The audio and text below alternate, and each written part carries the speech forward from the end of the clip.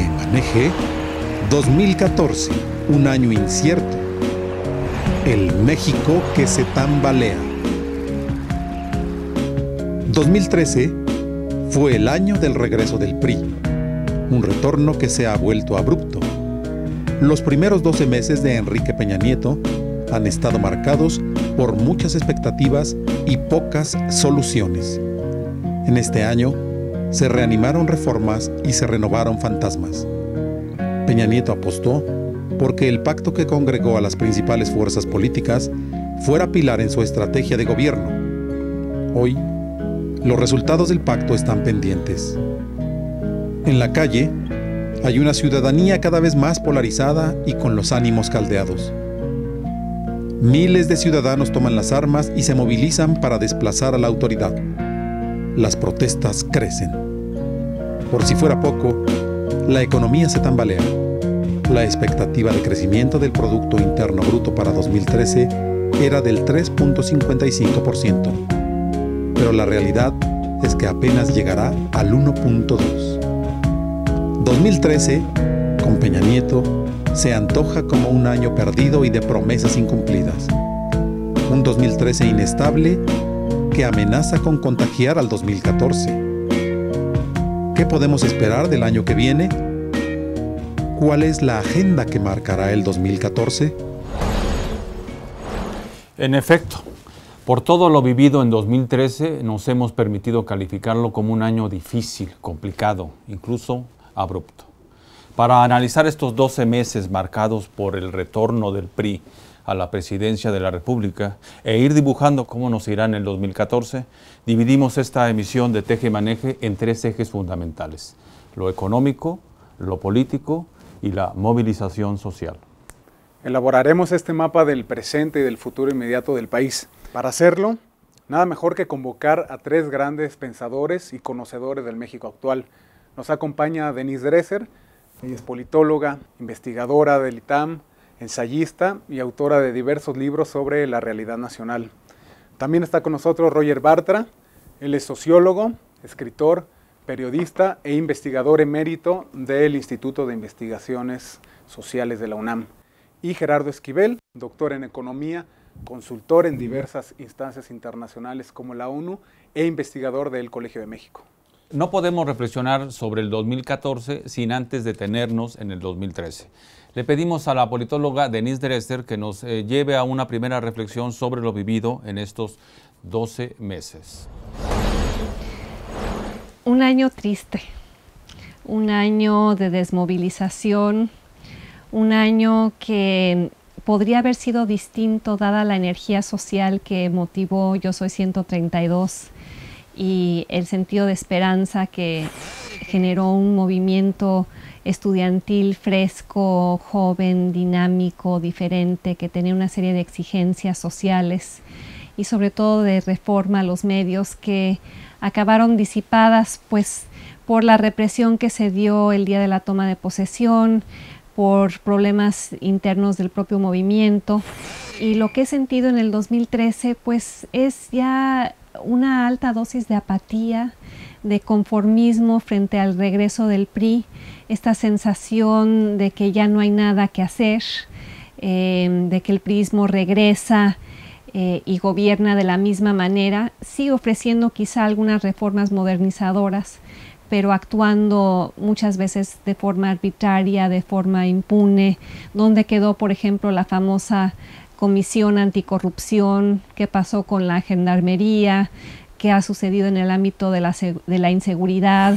Lo que vemos es una movilización ciudadana enojada con los grupos de autodefensa que están surgiendo a lo largo del país, pero yo no llamaría eso un ejemplo de buena ciudadanía. Veo a una ciudadanía ausente, una ciudadanía asustada, una ciudadanía que regresa a lo que fue su forma habitual de interactuar con el priismo, que fue subcontratar el destino del país a un líder providencial, en este caso el copete electrónico, con la esperanza de que este sí es el bueno, este sí nos va a salvar. Y el PRI educó para eso, educó para crear ciudadanos apáticos, ciudadanos desinteresados, ciudadanos idiotas. y los llamo así citando a Fernando Savater, quien dice que el ciudadano preferido de las autoridades es el idiota, el que declara con fatuidad que se desentiende de la cosa pública y que no participa en la política porque su participación no tendría sentido. Y creo que en México en el 2013, bajo el regreso del PRI, están floreciendo de nuevo muchos idiotas, lamentablemente. Ahora, al mismo tiempo veo algunos destellos de luz, veo la movilización que se dio, por ejemplo, entre ciertos grupos empresariales de resistencia a la reforma fiscal, esta idea de publicar los votos de los diputados en torno a esa reforma, de esclarecer el sentido de la votación para que la gente sepa exactamente qué está haciendo su empleado.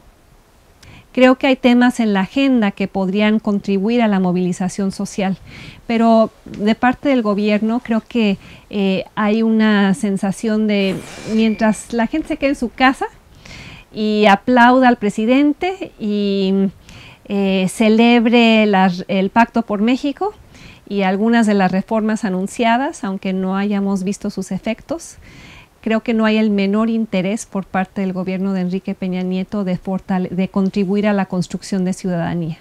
Y ante eso veo a una ciudadanía desorientada que ya no sabe exactamente qué hacer. En los 80s y los 90s creo que el gran motor de lucha era sacar al PRI de los pinos, era lograr la democracia electoral, era tener una democracia funcional. Y ahora siento que hay una sensación compartida se llama en inglés malaise, de desazón, de pensar, bueno, ya probamos con la democracia y no funcionó. Yo siempre digo que soy de las que votó por Vicente Fox y sigo en terapia. Y creo que hay muchos mexicanos que se sienten así, después de 12 años de panismo. ¿Y ahora qué? ¿Y ahora cuál es la agenda ciudadana? Y creo que la agenda tiene que seguir componiendo esta democracia disfuncional, porque sigue siendo altamente disfuncional y va a empeorar en la medida en la que el PRI no encuentre resistencia. Sin duda, por la economía pasa el éxito o el fracaso de un gobierno. Vamos a ver si las políticas económicas influyen en todos los demás aspectos de la vida nacional. Veamos qué dice el doctor en economía Gerardo Esquivel respecto a una recapitulación del 2013 en materia económica. Fue un año relativamente malo en términos económicos. Era un año en el cual se tenían muchas expectativas muy favorables de la economía mexicana. Recordemos que a fines de 2012 se hablaba mucho de las perspectivas favorables de la economía mexicana, se hablaba de un llamado Mexican Moment o momento mexicano, donde se anticipaba que la economía mexicana, ante el cambio de gobierno, ante una agenda de reformas que había planteado el gobierno entrante, se pensaba que podía ser un buen momento de crecimiento para la economía mexicana. En 2013 se esperaba un crecimiento, al menos era la expectativa oficial, de 3.5% del PIB, y como hemos sabido se fue reduciendo la expectativa. Primero bajó a 3, luego se siguió bajando, luego vino los efectos incluso climatológicos que también perjudicaron la expectativa de crecimiento, y el gobierno espera todavía a fines de este año un crecimiento de 1.7%, el crecimiento real va a ser incluso menor que eso.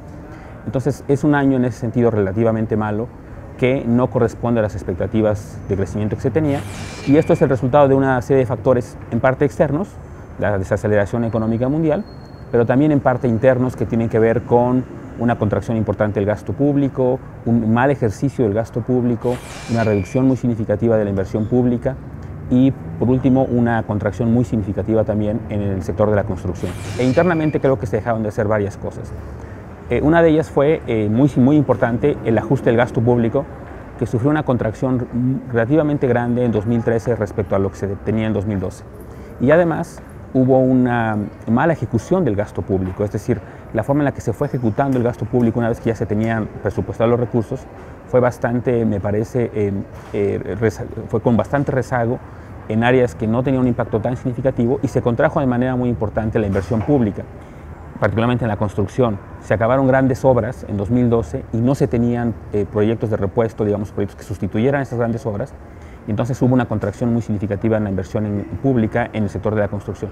Todo eso contribuyó a que el resto de la economía, en particular el sector de la construcción y sectores que estaban ligados a este sector, se contrayeran de manera importante, y eso es lo que explica el bajo crecimiento de la economía mexicana en este año, que algunos consideran que incluso califica como una recesión económica. Yo creo que son malas cuentas, considerando, uno, las expectativas que se tenían, dos, que la situación económica mundial es mala, pero no es tan mala, y tres, considerando que efectivamente hay factores internos de política económica local, es decir, política fiscal y monetaria, me parece, que contribuyeron de manera importante a esta situación. Entonces yo creo que sí, efectivamente, es un mal desempeño de la economía mexicana en el primer año de administración del presidente Peña Nieto. Yo creo que es una combinación de elementos que son la parte externa, una parte de inexperiencia me parece muy marcada en la ejecución del gasto público, una falta de pericia, me parece, técnica, para entender que históricamente el primer año de una administración es más complicado porque, por lo que decía antes, se acaban los grandes proyectos de la administración previa, tienen que tener proyectos, y para eso me parece sirve el periodo de transición que se da entre un periodo y otro.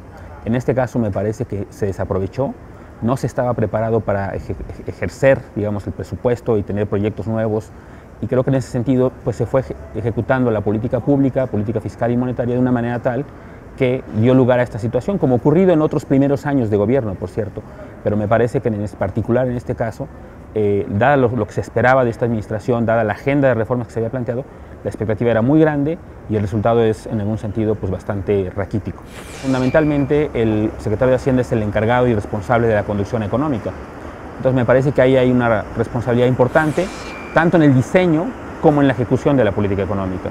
Entonces yo creo que ahí hay una responsabilidad, creo que me parece que a lo mejor el secretario de Hacienda está muy preocupado con otros temas, incluyendo parte política, incluyendo la discusión del Pacto por México, incluyendo su propio futuro político, y creo que eso ha desatendido, lo ha llevado a desatender la parte económica y la conducción económica del país. Yo creo que pesa mucho, es un personaje muy cercano evidentemente al presidente, creo que en ese sentido tiene un doble papel en el gobierno y creo que eso es parte de lo que se ve reflejado en el desempeño económico, que es secretario de Hacienda, pero al mismo tiempo también es una especie de superasesor o asesor muy cercano al presidente, que está participando de manera muy significativa en las negociaciones políticas que han llevado al Pacto por México y a los proyectos de reforma, y creo que eso me parece que no ha sido bien cubierto por en todo caso por la gente que lo acompaña, y creo que eso se ha reflejado en el desempeño económico del país.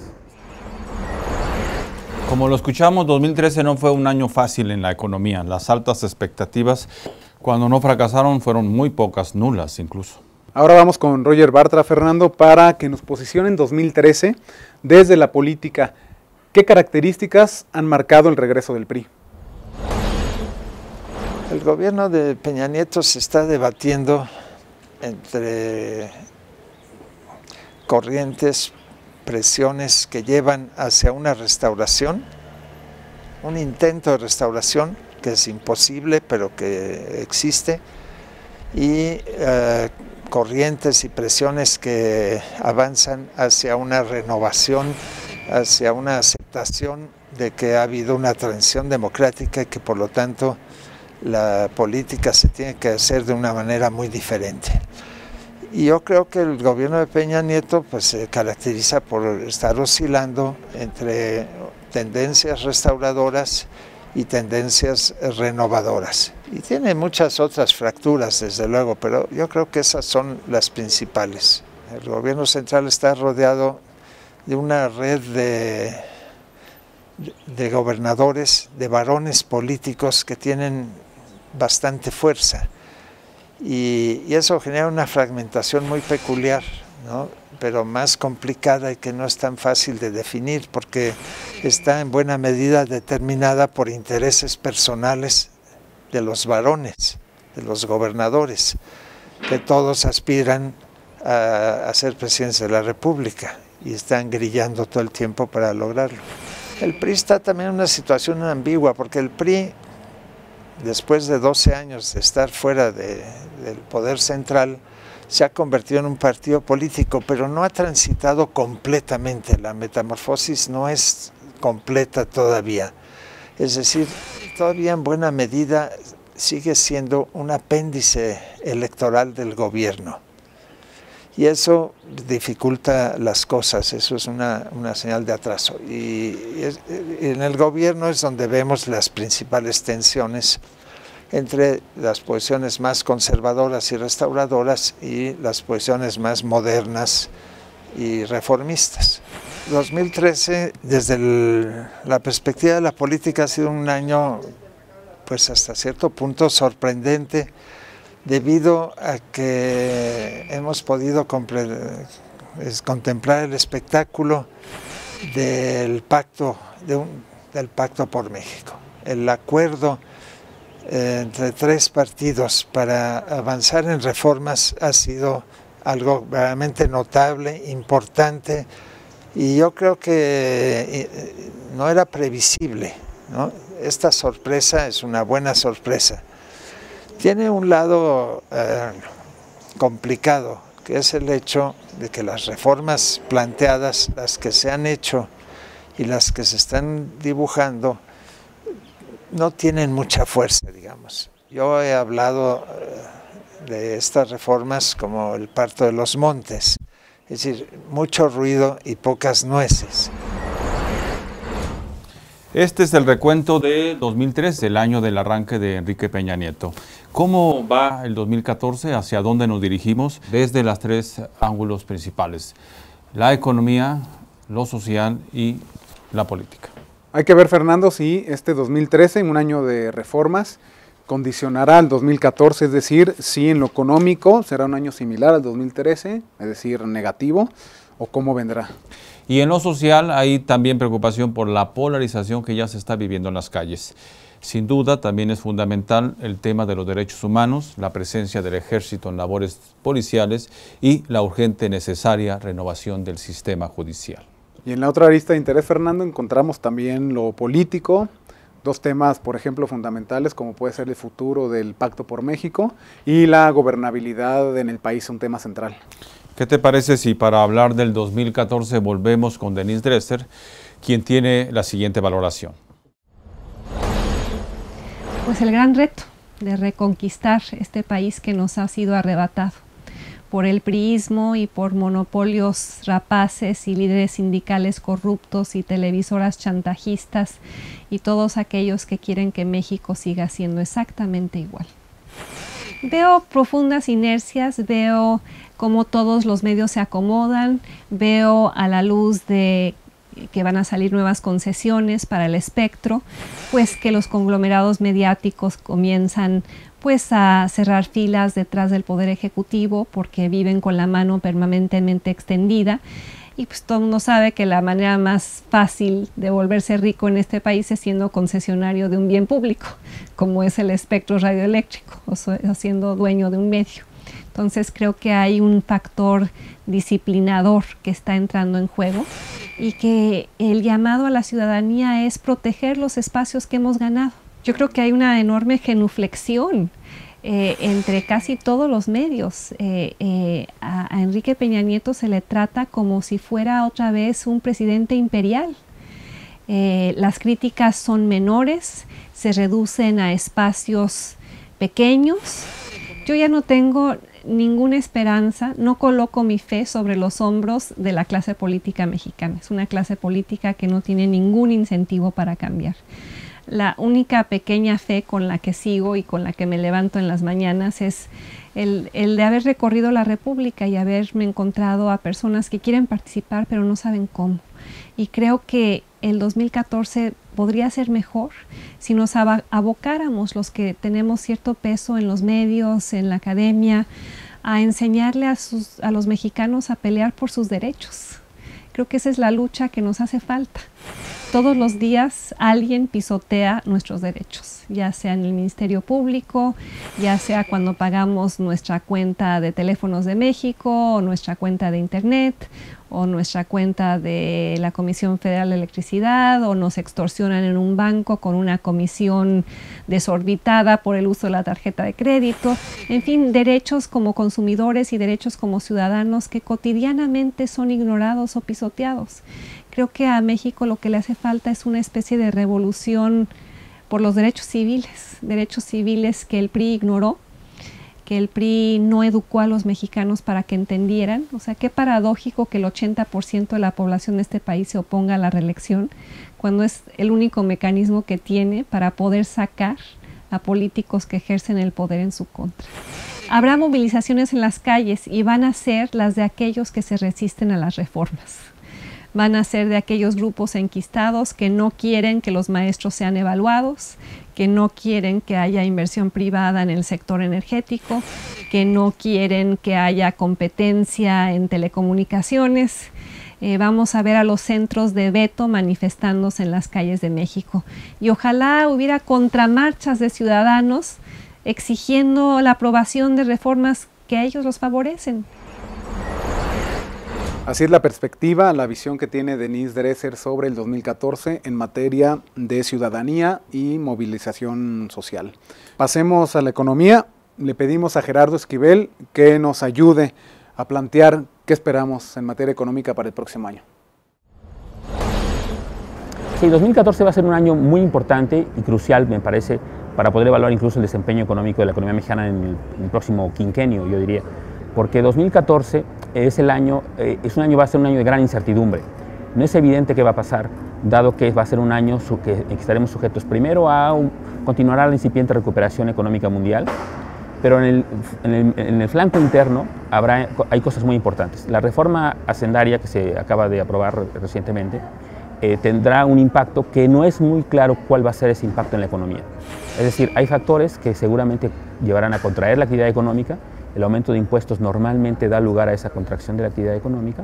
En ciertos sectores específicos, por ejemplo, se espera un ajuste quizá pequeño en la zona fronteriza. Algunos sectores ligados a la industria de alimentos, bebidas, por ejemplo, seguramente tendrá un impacto. Pero por otro lado, hay un aumento muy significativo del gasto público, que eso es importante tomarlo en consideración. Entonces, la verdadera incertidumbre se da en términos de cuál es el impacto que dominará más. Teóricamente, digamos, a nivel abstracto, uno pensaría que el aumento del gasto público, por ser mucho más grande que el aumento en los impuestos, su impacto sería mucho mayor. Sin embargo, no es evidente porque el sector privado al menos ha esbozado argumentos que son plausibles en el sentido de que las reformas fiscales pueden perjudicar proyectos de inversión que estaban planteando para el año que entra, y eso puede tener un impacto significativo en el crecimiento económico del país.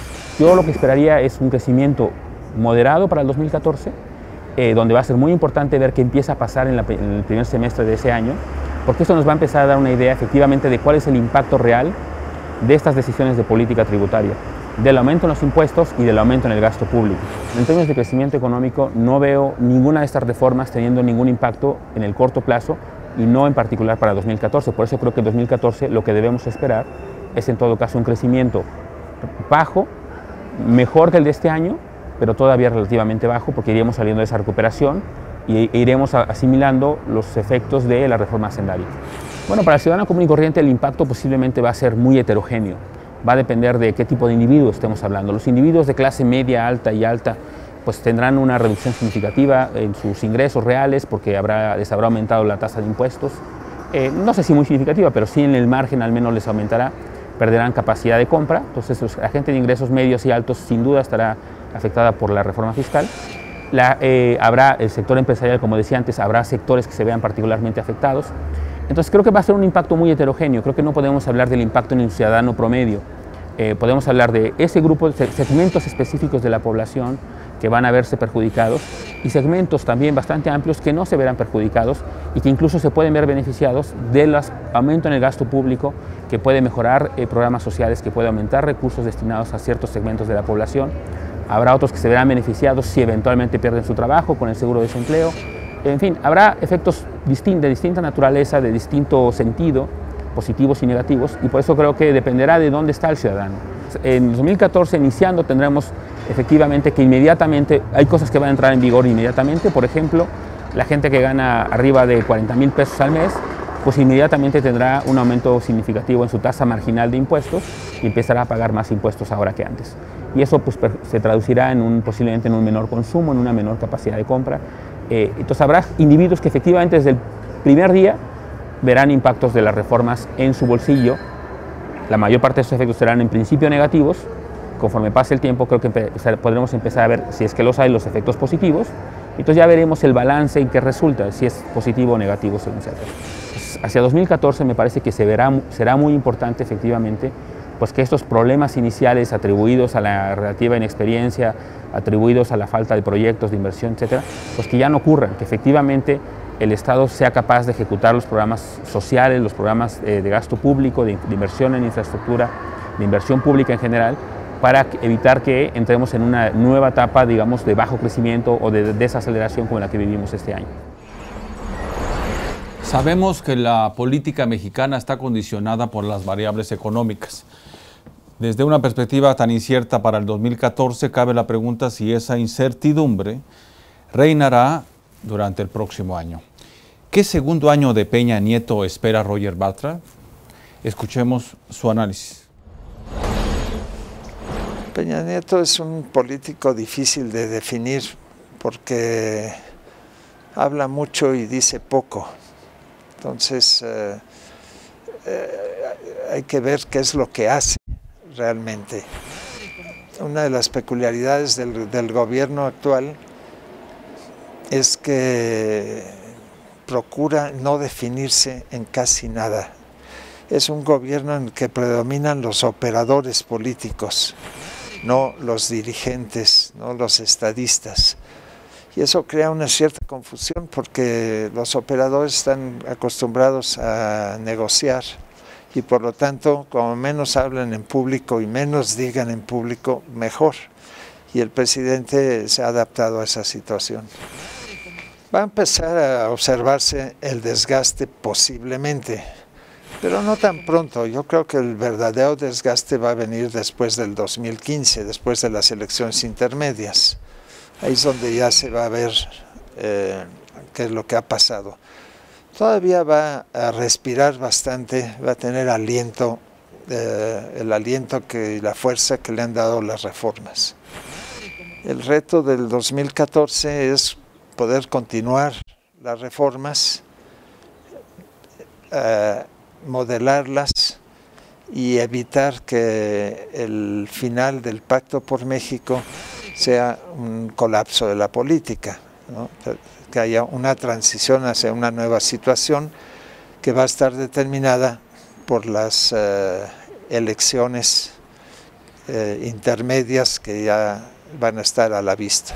Ya va a estar ahí y va a incidir poderosamente en el tema de las reformas y en muchas otras cosas, porque los políticos y los partidos van a pensar menos en hacer política en base a sus principios y más pragmáticamente en hacer política pensando en ganar las elecciones. Yo veo difícil que las tendencias restauradoras dominen completamente. Creo que es muy difícil que las tendencias de apertura, de aceptación de la democracia avancen significativamente. Yo creo que el signo de la confrontación va a continuar. Yo hablaba de unas tendencias restauradoras y esas están muy ligadas a la centralización, a volver a centralizar el poder político en la figura del presidente. Están avanzando hasta cierto punto y no están logrando desde luego una restauración completa porque ya vivimos nuevas condiciones, pero ese es parte del problema y el hecho de que el sistema de partidos todavía no funciona del todo ágilmente. Un sistema fuerte de partidos implica un parlamento fuerte y también implica, por lo tanto, importantes contrapesos al poder ejecutivo, y eso es lo que necesitamos. Estos son algunos de los elementos que nos permiten acercarnos a lo que viene en el 2014. Agradecemos a los tres especialistas su valiosa opinión para el programa. Es lo que hay que seguir, analizar y cuestionar. Los temas que darán pie al ejercicio periodístico que seguiremos haciendo aquí en Teje Maneje el próximo año. Muchísimas gracias por su compañía.